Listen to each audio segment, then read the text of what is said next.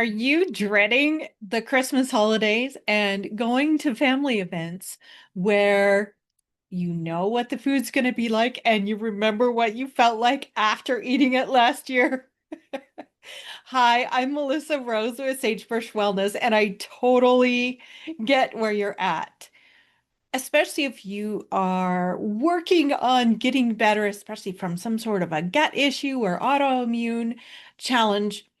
Sometimes eating food that other people prepare, especially at something like a Christmas brunch or a family Christmas dinner, can be very disconcerting. First of all, you're not alone.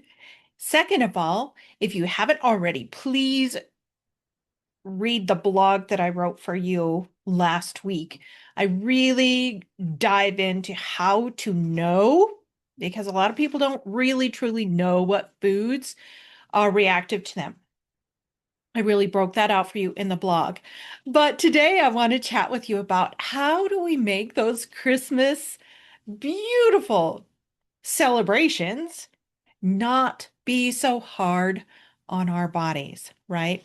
So I hear many things from my clients, and one of them is the fear of being that person at the dinner table.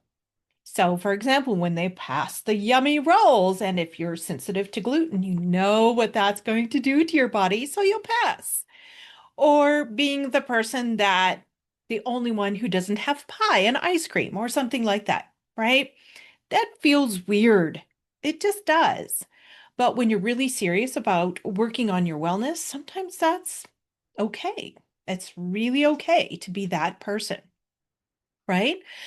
Feeling left out while everyone else enjoys traditional foods. One of my very favorite foods from that my mom used to make all the time was her cranberry salad. You should have seen the sugar that goes into that and the marshmallow fluff stuff and all the things that I can't have. I can, but I choose not to because it just inflames me so badly and I hurt for 3 days. It's just not worth it, right? Or having anxiety about undoing months of progress by eating one or two meals that really flares your body. I get that. These are choices that we have to make, right? Another one is making a painful choice between holiday connection and your health. I don't want you to have to make a choice. It should be an and, not an either or. So let's talk about some things that can help.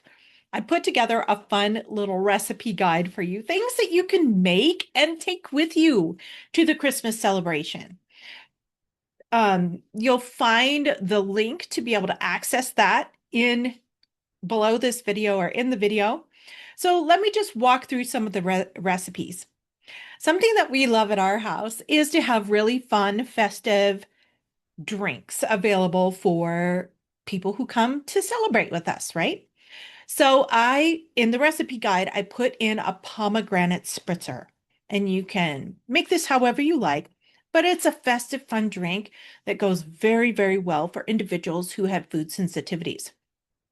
The second thing that I put in that is so very yummy is a festive kale and apple salad. Very, very like there's no added sugar. It's so tasty and crisp, but it's something that you can take to Christmas dinner and contribute to the meal, but know that that dish is safe for you. Another one that I put in the recipe guide are the honey glazed rainbow carrots. These are so yummy. Kids just love them. But again, very easy to make, easy to take with you so that you have a dish that you know you can have. Garlic green beans and toasted almonds really dresses up green beans. A lot of times we used to have a green bean casserole that has soup in it that has gluten. And for me, I can't do that. So choosing to do green beans and kind of jazz them up with almonds are very good. Holiday spiral ham with citrus spice glaze. This one's so easy and so yummy, but it doesn't have the sugar content in it, making it easy if sugar is something that you need to stay away from. Let me see. I'm just looking through my recipes. I don't want to leave any out. So please, if something like this, yes, I'm reading from notes. I like to do that so that I don't lose my train of thought when I'm doing videos with you. So really thinking about what you can take, what you can make and take to a dinner if it's being held at someone else's house, and making sure that there's food there that you know is going to be okay for you, that you can eat it, be involved and engaged in the festive occasion, but not worried about what you're going to feel like tonight or tomorrow or the next 5 days, right? And the other thing that I like to encourage people to do is to whomever it is heading up the meal, whoever is kind of coordinating everybody that's bringing dishes in, it's not out of bounds to talk to them and say, "Hey, look, I'm coming and I'm so excited about being with everybody, but these are the things I can't have."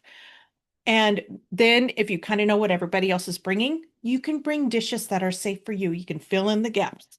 Excuse me, you can fill in the gaps and be able to be sure to have a well-rounded meal for yourself that feels safe. So enjoy our little recipe guide we created for you, and happy holidays from me and everybody here at Sagebrush Wellness.